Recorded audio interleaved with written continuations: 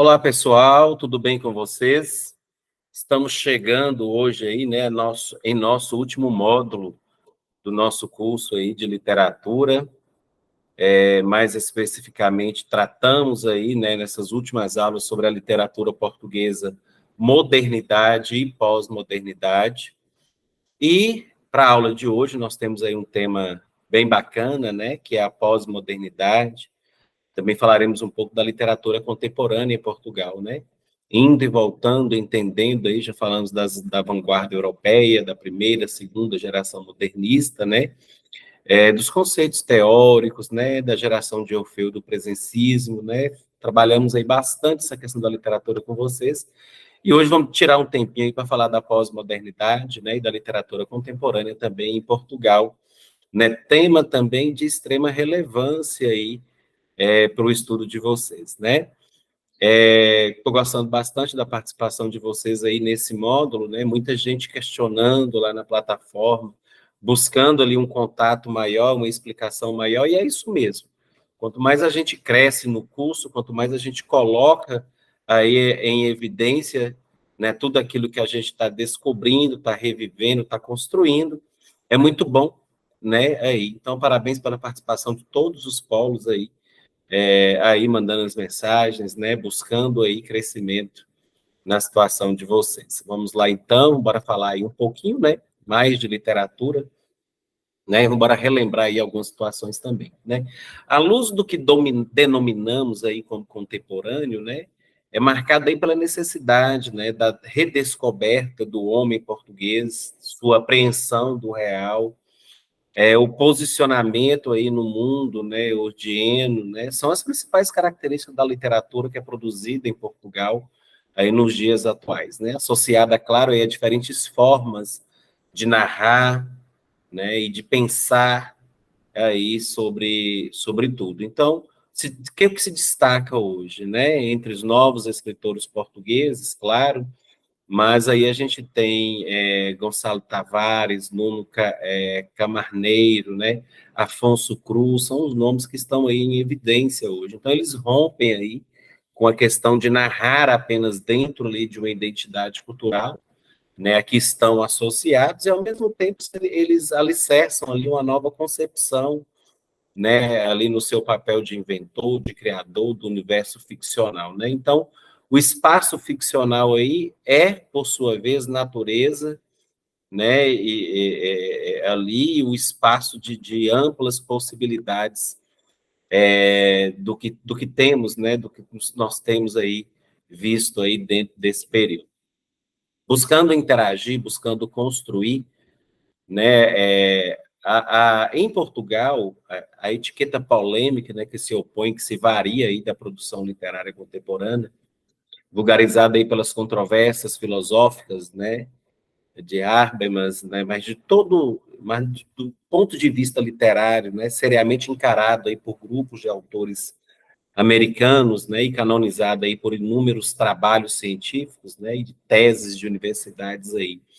Em Portugal, o funcionamento na literatura não é só temido ainda, mas também é denegado, né, recalcado aí o que se compreende a função tardia aí da democratização que a gente viu aí na terceira aula, né, da nossa sociedade e das longas lutas aí dos escritores para a obtenção aí de condições que permitissem o exercício livre, né, dessa modernidade que é almejada, né? Isso é homenagem a Magritte, né, em 1984, de José de Guimarães. Então, de qualquer modo, a indiferenciação aí das modalidades narrativas, né, o gosto aí da reescrita da paródia, a sedução ali pela alteração e a correção dos acontecimentos do passado, né, o gosto fantástico aí e as tendências para o aleatório pode entrever aí em textos muito divertidos, né, de Carlos de Oliveira, José Cardoso Pires, que é o caso aí de Paixão do Conde, de Frois, Mário Carvalho, né, pós-modernista, história do Cerco de Lisboa, José Saramago, Contos de Mal Errante, Marília Gabriela, né, enfim, então são nomes que no decorrer dos nossos encontros aí estiveram presentes, construíram aí as nossas narrativas, né? e retomo aí os nossos estudos, a nossa construção, enfim. O pós-modernismo, ele é um período simultâneo ao chamado aí capitalismo pós-industrial, né? Atual e que se caracteriza aí pela troca, essencialmente, de bens materiais, né? De como a informação e os serviços que são nascidos aí das tecnologias, né? Eletrônica e nuclear, e pela imposição da mentalidade relativista e revisionista. Então, consequentemente, ainda não se encontra implantado aí o pós-modernismo em todas as partes do mundo, né? Mas apenas aí nos países das zonas mais evoluídas, né, em termos industriais, então a Europa Ocidental, a América do Norte, né? A pós-modernidade, ela sendo aí uma vertente cultural da sociedade pós-industrial, ela interliga, né, estreitamente aí, como fenômeno mesmo da globalização. Uma vez que o consumismo, ele pretende, né, a inserção aí de todas as culturas no mecanismo único, com difusão dos princípios estéticos, estilísticos, através aí dos meios de comunicação, da industrialização, da indústria da cultura. Então, a pós-modernidade aí, ela é uma época aí de inovações técnicas, sociais, artísticas, né, também aí trazendo aí essa coisa da literatura e da política, né, onde se opõe naturalmente aí ao modernismo, né, ou à modernidade, sendo que esse declínio das vanguardas desde deste mesmo modernismo marca aí a transição entre esses dois períodos. O que podemos colocar também, acrescentar, na realidade a gente está fazendo um condensado sobre coisas, né? A literatura portuguesa, ela tem contribuído de forma bem significativa aí na leitura do mundo, né, em todas as suas épocas. Então, colocando-se como aí umas das literaturas mais lidas fora aí do seu país, né, que é o berço aí de grandes nomes, como Luiz de Camões, Eça de Queiroz, Fernando Pessoa, Virgílio Ferreira, José Saramago, Lídia Jorge, entre tantos os outros, né, que a gente foi citado durante os nossos encontros aí, e que são reconhecidos aí internacionalmente. Então, a literatura produzida aí em Portugal, é leitura e é objeto de estudo aí em diversos lugares lá fora do seu âmbito de produção, né, escritas que são marcadas ali pelo desejo da reescrita, né, do passado, discutindo ali discursos históricos, ficcionais, funcionais, preservadores aí, idealizadores da identidade, né? Então são características que percorrem aí todas as épocas da literatura portuguesa, né, na afirmação ali de sua voz, né, como nação. Essa necessidade que marca intensamente a literatura portuguesa, ela perpassou ali por diversas épocas históricas, né? E tornou-se uma característica, que é uma característica intrínseca em seus textos, né? Quer eles sejam poéticos, quer eles sejam narrativas, né? A questão ali de sua origem, das guerras, personalidades que compõem esse imaginário, sempre foram ali recorrentes, né?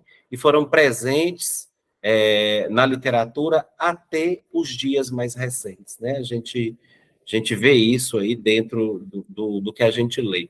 Então, desde Camões, né, a tentativa de compor ali uma ideia mítica, né, e também de eternizar a nação portuguesa através de Os Lusíadas, aí, passando ali por Fernando Pessoa, a necessidade emergente de inovar, né, de descobrir aí o novo Portugal, nas suas muitas formas de escrita, na relação de amor e de tristeza ali com o nacional, e a origem, até Saramago, né, e a crítica ali da construção dessa identidade, através ali de analogias, de metáforas que analisavam e inferiam ali sobre a realidade política e a construção de um passado mítico, idealizado. Então, Portugal sustentou, né, imagicamente ali, e literalmente também, sobre o que desejava ser, né, que era uma grande e mítica nação. Isso também não nos resta aí nenhuma sombra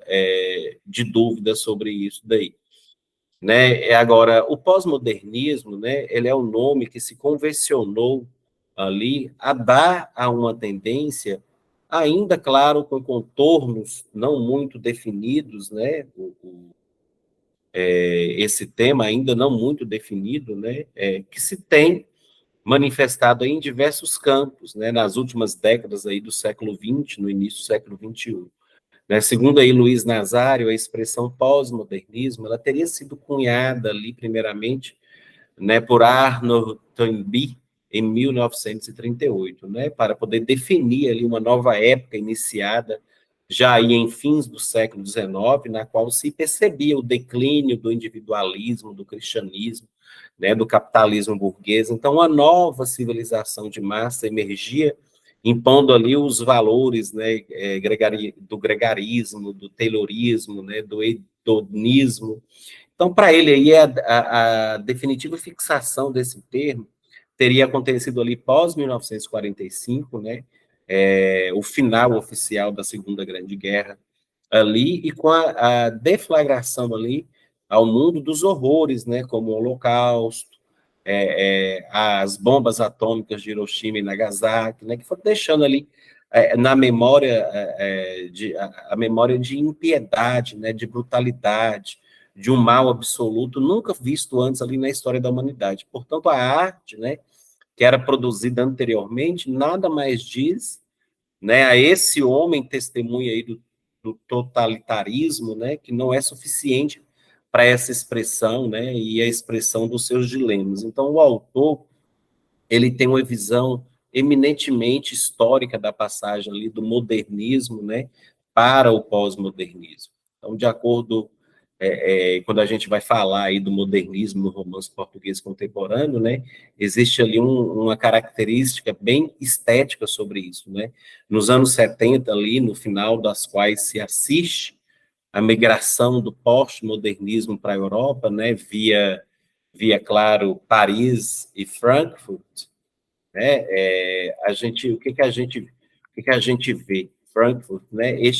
Este conceito ele torna-se cada vez mais inclusivo.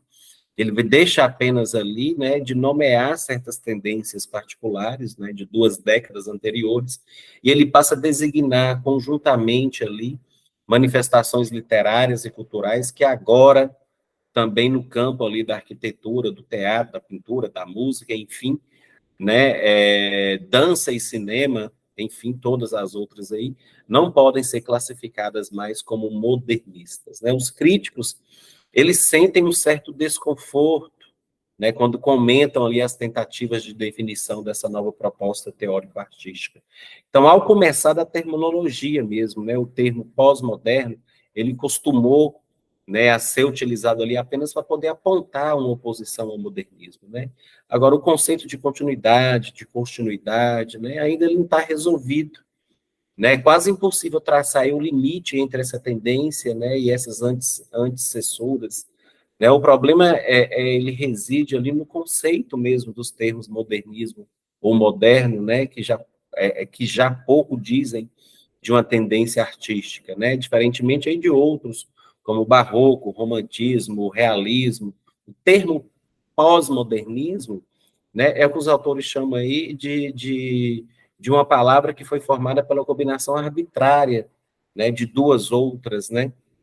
Então é quase impossível separar a nova estética, né, aí essa nova estética de suas antecessoras. Alguns aspectos, né, apontados ali como genuinamente pós-modernos podem ser considerados aí uma continuidade do experimentalismo aí das vanguardas do início do século, né?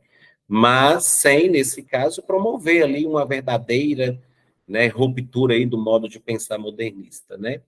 A pastiche, a paródia aí, que são considerados como principais características aí dessa nova estética, né, já foram utilizados ali em outra época, como o neoclassicismo, né, de maneira exaustiva aí por autores modernos como Oswald de Andrade. Então, o pós-modernismo ele deve ser visto aí não como uma total negação do passado, né, mas como um aprimoramento aí de velhas técnicas, né, que são levadas a estágio aí bastante elevados, né, desse processo nosso de construção aí como um todo, né? Levando aí o pós-modernismo, então, ele é um fenômeno contraditório, né? Que usa e abusa, que instala e depois subverte ali os próprios conceitos que desafia, seja na arquitetura, na literatura, na pintura, né, na escultura, no cinema, na dança, na televisão, na própria filosofia, na teoria estética, né? Então, a maioria dos teóricos aí do pós-modernismo, que o consideram aí como uma tendência cultural dominante, concordam, né? Que ele se caracteriza aí pelo resultado da dissolução da hegemonia burguesa por ação do capitalismo, né, recente aí pelo desenvolvimento da cultura em massa. Outros pontos importantes aí, né, outra conceituação, outro segmento aí que a gente precisa ver é a questão da arte sicrética, né, e a carnavalização. Por que que isso ele se torna importante, né? Até fazendo aí as comparações dos atos característicos aí do período citado. O termo carnavalização na literatura, ele foi utilizado primeiro aí por Mikhail Bakhtin, né? E inspira-se no carnaval, festividade aqui ritualística, né, de caráter pagão, que consiste aí sob diferentes formas, né, em várias culturas. Então, a influência desse ritual descralizador na atividade artística, ele é chamado, portanto, de carnavalização. Então, para entendermos bem o sentido da literatura, é preciso, por exemplo, né, é preciso que, a exemplo do que fez Bakhtin, né, ele escreve ali em Problemas da Poética, de Dostoiévski, né, que a gente faça uma análise desse evento, né, que envolve aí as massas e desrespeita as hierarquias, né, e que por um período aí curto de tempo cria uma releitura aí mesmo de um mundo, né, já existente, onde que a regra principal é virar tudo de cabeça para baixo, né? Segundo o teórico russo aí, o carnaval é uma forma sicrética, né, de espetáculo de um caráter ritual muito complexa, variada, né, que sob a base carnavalesca geral apresenta diversas matizes, né, e variações aí, dependendo da diferença de épocas, né, povos, festejos, enfim. Então, o carnaval ele vem servindo ali de situações, de entidades, de personagens aí do mundo convencional, né, e cria um mundo à parte, né, como um código aí, uma linguagem diferente aí, dando ensejo aí o surgimento de um mundo às avessas, né, um mundo invertido. Então, na literatura, a cosmovisão carnavalesca, ela já se manifesta nos romances aí do século, manifestava, né, ali, do século XVII, do século XVIII, porém de maneira muito tímida, né? E na pós-modernidade, por meio do uso indiscriminado da paródia, da mistura deliberada de gêneros, né? Como a epistolar, do registro diário, né? Ali o recorte do jornal, o narrativo, mesmo no romance, como exemplo, que a carnavalização ali, ela se solidifica aí no mundo definitivo, para poder assumir essa carnavalização, a literatura ela transforma-se num espaço bem privilegiado, né? E que se dá ali a discussão de assuntos polêmicos, né? Escatológicos, né? E que se afirma junto aí a uma loucura de atos, né, ilícitos. E o pós-modernismo, ele costuma fazer ali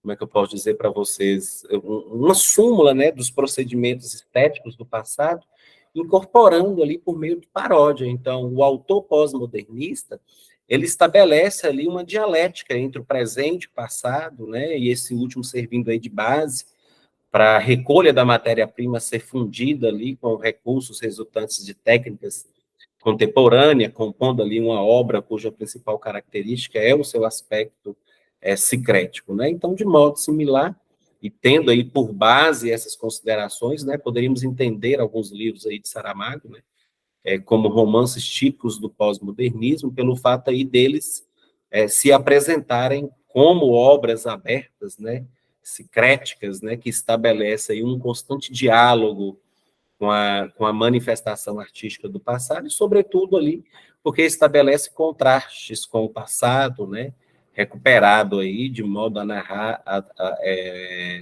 atos tradicionais. Então, no modernismo, por causa mesmo desse secretismo, né, que chega aí a alterar as regras ficcionais, parece não haver mais lugar para teorias, né, e muito menos aí para explicações definitivas. Também não há ali uma recusa da distinção entre a verdade e a ficção, entre o passado e o presente, entre o relevante e o irrelevante, né?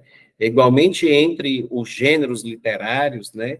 De tal maneira aí que muitas das vezes a ficção ela pode ser invadida aí por um tipo de discurso que pertence aí ao mundo de ensaio que é considerado aí a forma ideal para reflexão intelectual. Então, muitos autores ali evitam designar em suas obras como romances, né?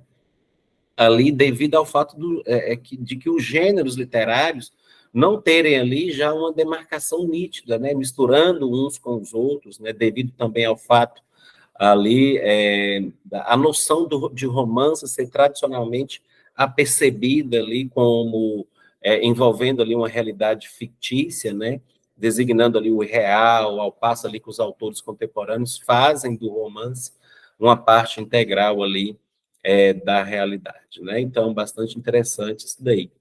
Agora, quando a gente vai falar de uma revisão de passado, né, o que também diferencia aí o movimento modernista do pós-modernista é a relação que essas estéticas estabelecem com o passado, né? O primeiro, o movimento modernista, né, ele rompe com o passado e, de certa maneira, em seus momentos mais revolucionários, ele repudia, né, tudo que representa aí tendências passadistas, né? E o pós-modernista, pelo contrário, ele vai dialogar em vários níveis aí com o passado, intercalando ali com o presente, com alguns momentos criando ali o fenômeno da temporalidade, né? A rejeição do passado pelos modernistas manifesta ali no movimento de vanguarda e, sobretudo, ali com o futurismo, né?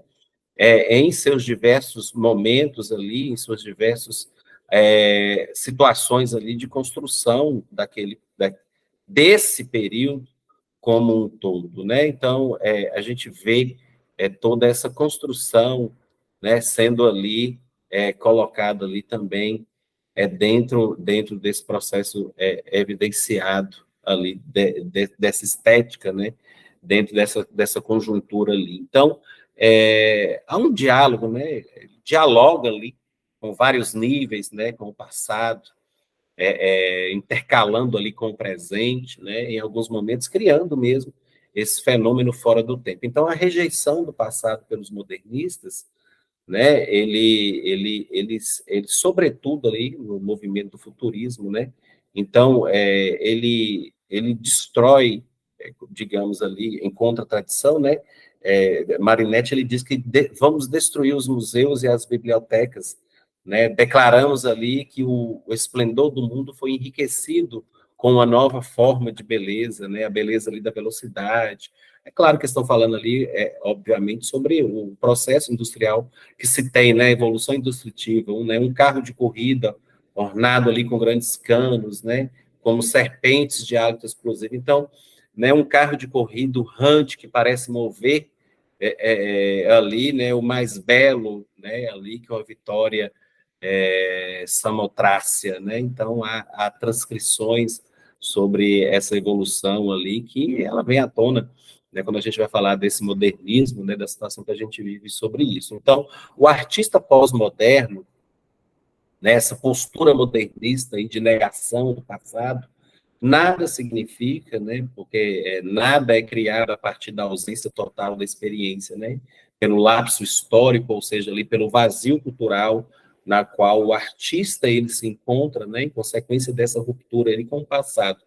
Então, é tão sufocante que a única saída possível é o regresso ali mesmo aos moldes do passado, né, para que se faça ali uma reavaliação mesmo crítica dele, né, e uma melhor compreensão do presente, né, ali. Mas em torno ao passado, né, se dá ali não uma mera releitura aí em termos puramente históricos da realidade, né?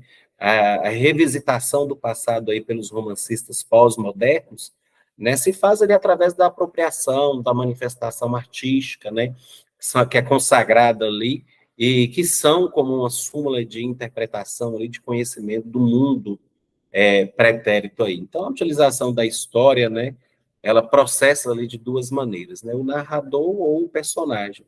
Eles retornam ali ao passado e recontam mesmo a história de um ponto de vista ali diverso do que faz a história oficial, né? Então, é numa subversão completa, ele joga ali os planos históricos provocados ali, provocando ali o desaparecimento total da lógica, né, da cronologia habituais, né? Então, podemos ver esse recontar renovado da história ali em autores como Saramago, né, de Memorial de Convento, a história acerca de Lisboa, de Lobo Antunes, e, enfim, vários outros aspectos também que estão contidos isso daí.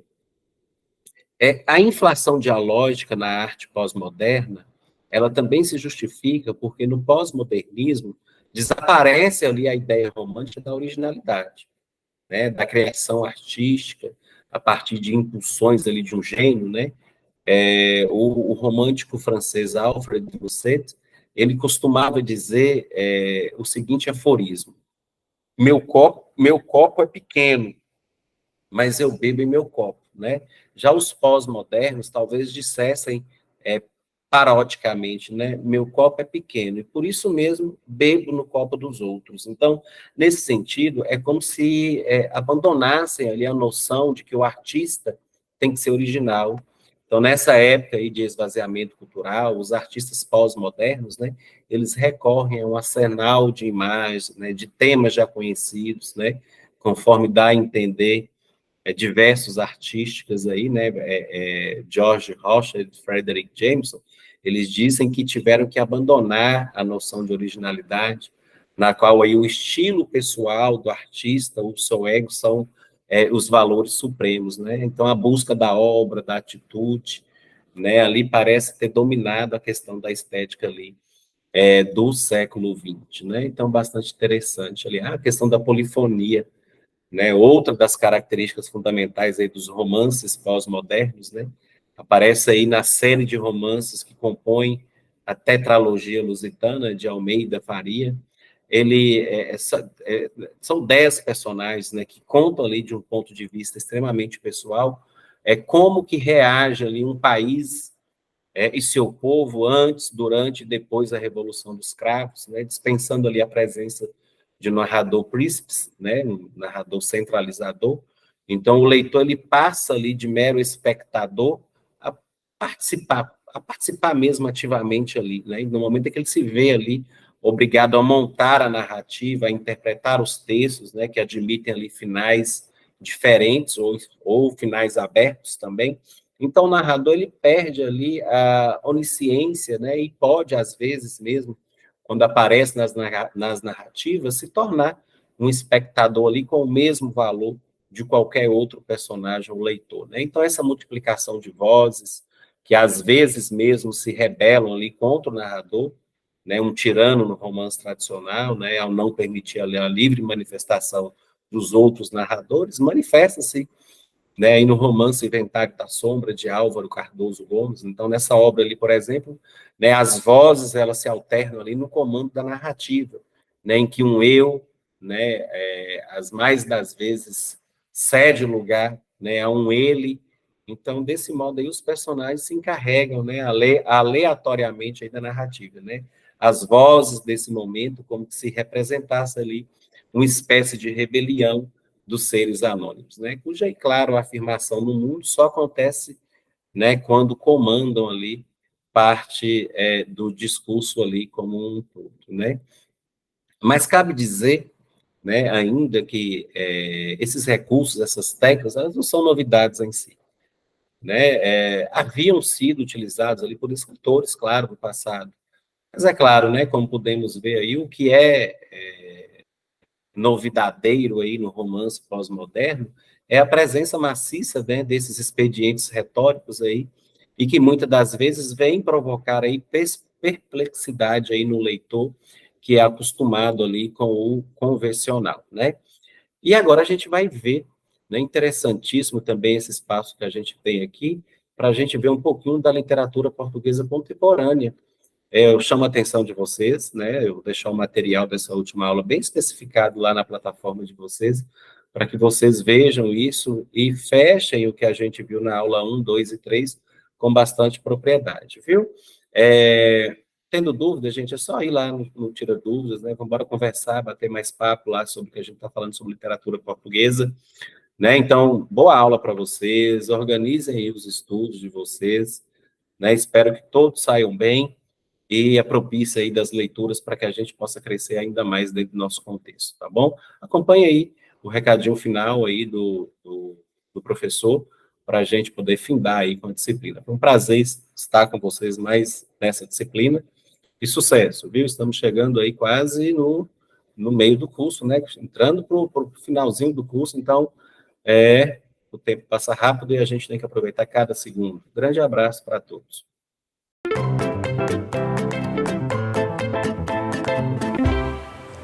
Olá, queridos alunos, queridas alunas, sejam bem-vindos ao programa Aprender e Estudar em Casa.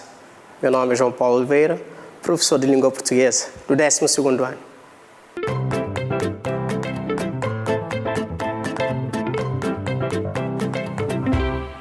Na aula de hoje, vamos falar do último período literário português. Por isso, temos 2 pontos no nosso sumário: literatura portuguesa contemporânea, o romance Memorial do Convento, de José Saramago. Mas antes, vamos começar a fazer revisão da aula anterior. Na aula anterior, nós continuamos o estudo do modernismo português. Vimos o grande poeta Fernando Pessoa, referimos vários dos seus heterônimos, também analisamos alguns dos aspectos mais marcantes da sua obra e, por último, lemos e analisamos um dos poemas do Fernando Pessoa, intitulado Ode Marítima. Mas hoje vamos continuar vendo o último período literário, o período contemporâneo, ou seja, o período já, podemos dizer, o período recente, o período atual da literatura portuguesa. Nós fizemos, ao longo das nossas aulas, do nosso programa, uma longa viagem por várias escolas e por várias estéticas literárias da literatura portuguesa, até chegarmos ao período atual recente.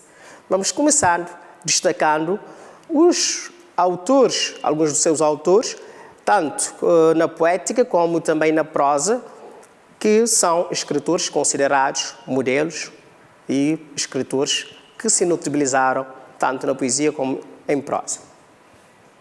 Literatura portuguesa contemporânea, então na ficção nós podemos destacar aqui nomes como António Lobo Antunes, Mário Cláudio, José Luís Peixoto, Agostina Bessa Luís, Gonçalo M. Tavares. E na poesia, António Ramos Rosa, Alberto Helder, Sofia Andressen, Jorge de Sena, Eugênio Andrade.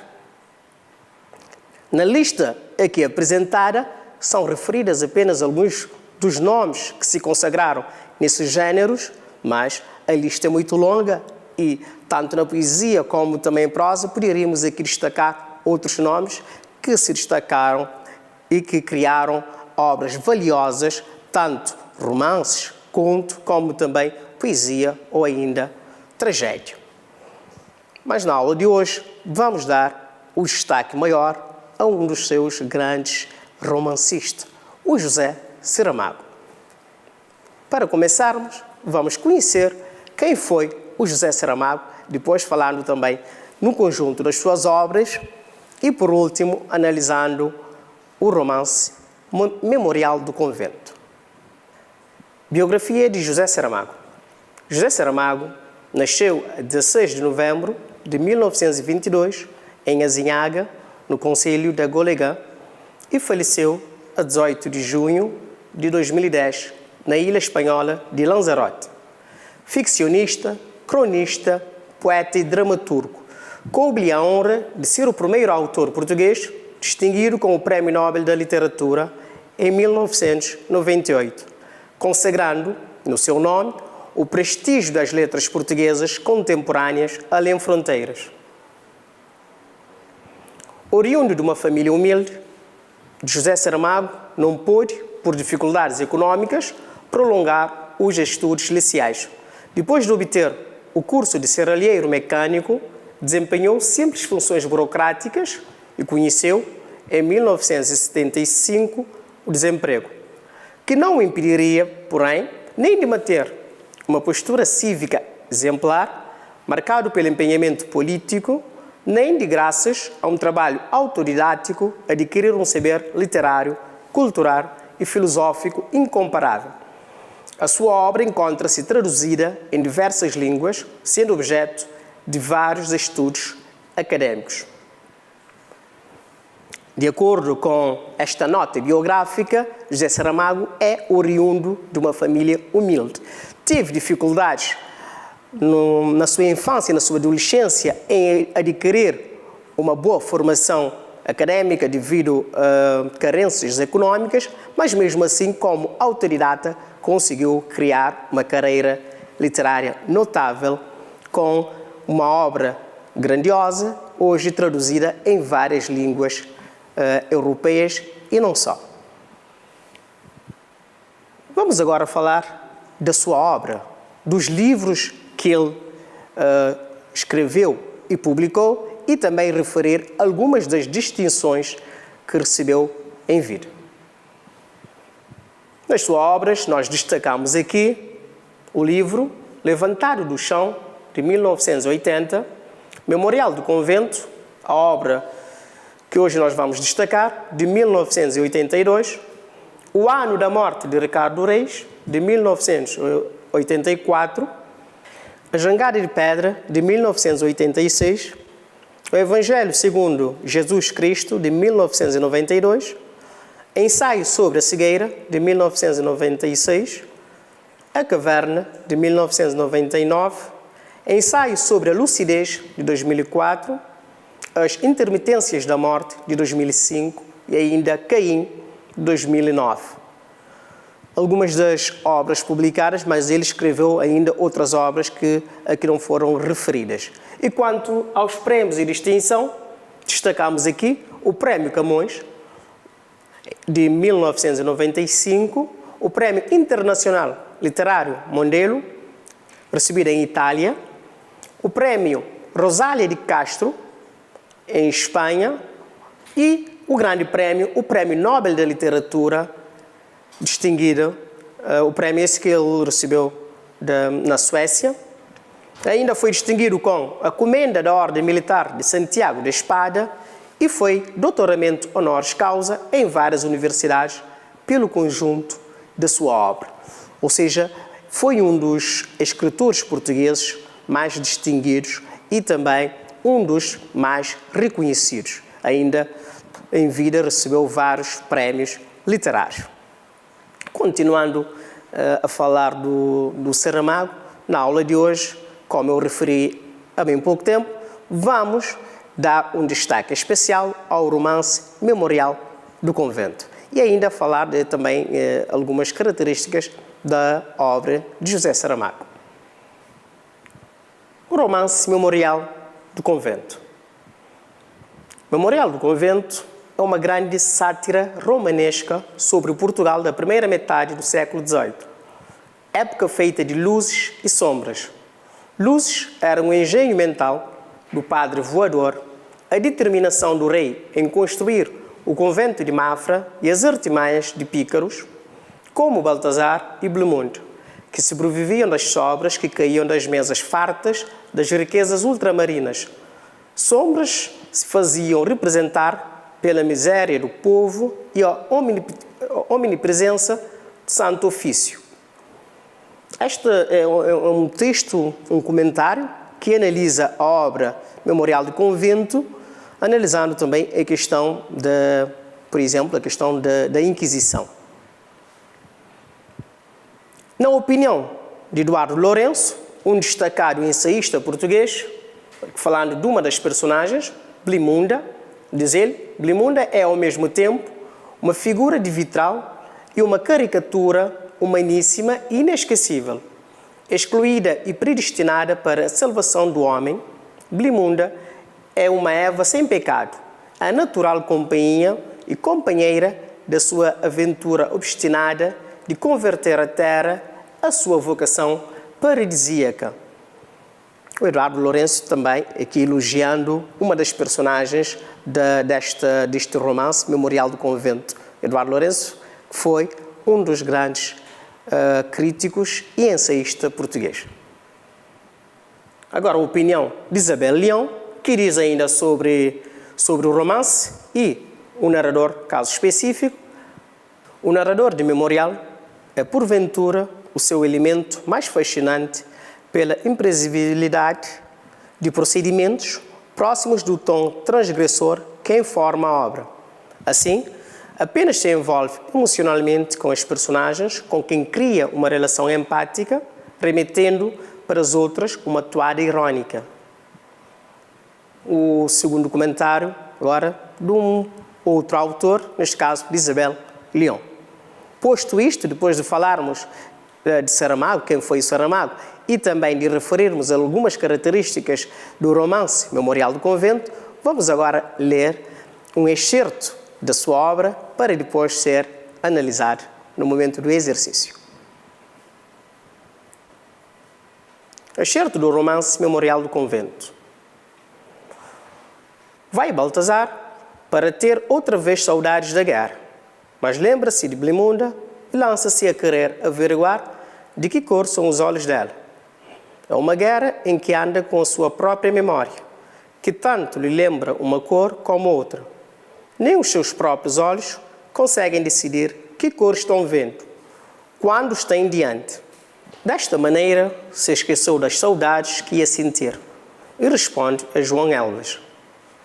Devia era ver uma maneira certa de saber quem vem e o que traz ou quer.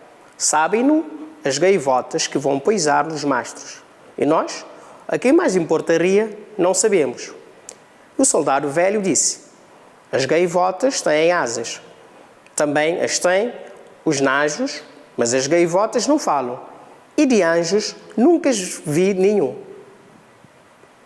Atravessa o terreiro do Paço o padre Bartolomeu Lourenço, que vinha do palácio onde fora por instância de Sete Sóis, desejoso de que se apurasse se sim ou não haveria uma pensão da guerra, se tanto vale mão esquerda, e quando João Elvas, que da vida de Baltazar não sabia tudo, viu aproximar-se o padre, disse em continuação da conversa: aquele que aí vem é o padre Bartolomeu Lourenço, a quem chamam o voador. Mas, ao voar, não cresceram bastantes as asas, e assim não poderemos ir espiar as frotas que querem entrar e as intenções ou negócios que trazem. Não pôde Sete Sóis responder, porque o padre, parando arredado, lhe fez sinal para que se aproximasse. Disse o padre Bartolomeu Lourenço a Sete Sóis: falei com os desembargadores destas matérias. Disseram-me que ia ponderar o teu caso. Se vale a pena fazer expedição, depois me darão uma resposta. E quando será isso, padre? Quis Baltazar saber, ingênua curiosidade de quem acaba de chegar à corte e lhe ignora os usos. Não te sei dizer, mas, tardando, talvez eu possa dizer uma palavra a sua majestade, que me distingue com sua estima e proteção. Pode falar com el rei. Espantou-se Baltazar e acrescentou: pode falar a el rei, e conhecia a mãe de Blimund, que foi condenada pela Inquisição. Que padre é este padre?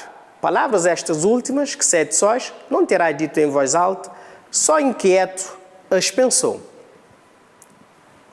E assim, espero que tenham gostado desta sugestão de leitura, o excerto do romance Memorial do Convento.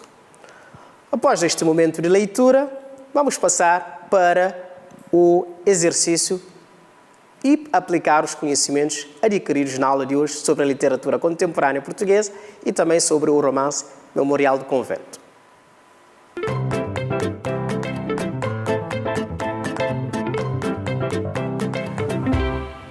Depois de falarmos da literatura portuguesa contemporânea e do romance Memorial do Convento, trago-vos a seguinte proposta de atividade. 1. Identifique as personagens presentes no excerto. 2. Onde decore a ação.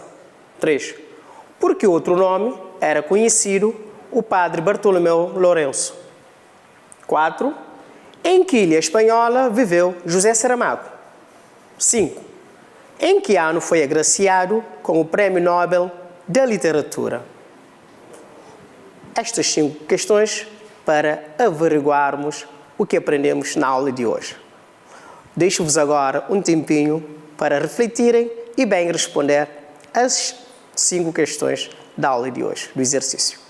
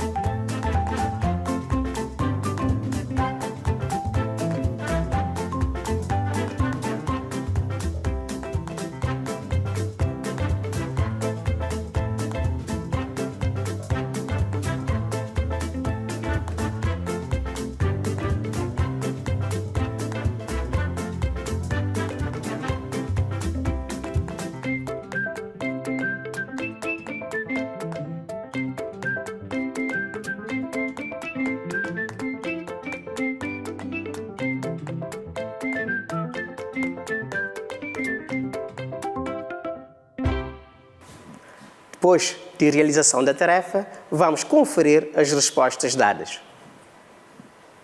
1. Identifique as personagens presentes no excerto. Resposta.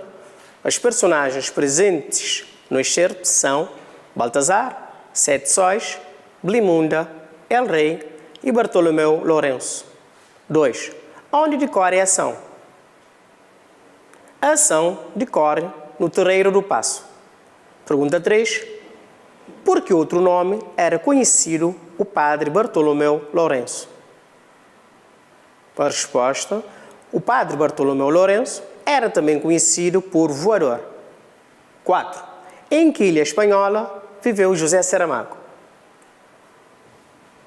Saramago viveu na ilha de Lanzarote, arquipélago das Ilhas Canárias. E a última questão. Em que ano foi agraciado com o Prémio Nobel da Literatura? José Saramago foi agraciado com o Nobel da Literatura no ano de 1998. Conferidas as 5 questões. Espero que tenham respondido bem a todas elas, porque sei que acompanharam muito bem aqui a aula de hoje sobre a literatura portuguesa e sobre o escritor José Saramago.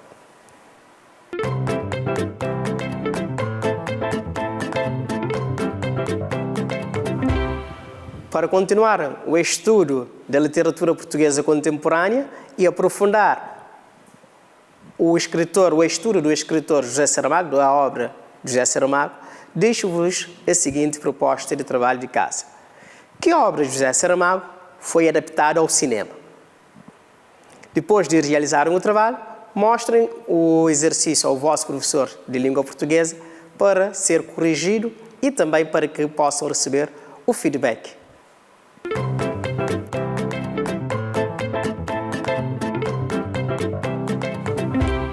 No programa de hoje, falamos do último período literário português, do período contemporâneo. Vimos alguns dos escritores contemporâneos portugueses famosos que se destacaram tanto na poesia como também em prosa. Falamos do escritor José Saramago E, por último, lemos e analisamos o excerto do seu romance Memorial do Convento. E assim foi mais uma edição do programa Aprender e Estudar em Casa. Espero que tenha sido do vosso agrado. Votos de boa saúde, continuação de bons estudos.